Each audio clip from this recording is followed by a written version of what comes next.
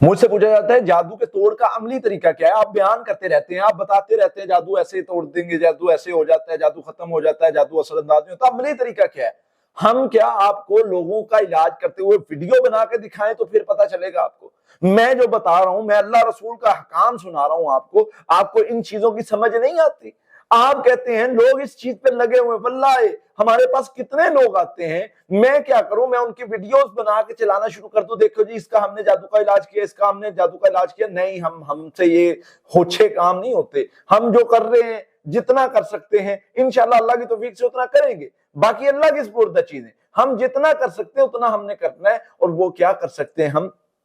ہم نے پڑھائی کرنی ہے، اور پڑھائی میں وہ کون سی چیزیں آئیں گی، ہم نے پڑھائی بتانی ہے مریض کو کہ بھائی آپ عملی طور پہ سورہ فلق ناس زیادہ پڑھنی شروع کر دیں، سورہ بقرہ کی آخری 2 آیات، سورہ فاتحہ، یہ سورہ فاتحہ، سورہ بقرہ کی آخری 2 آیات، آخری 3 کل زیادہ پڑھنے شروع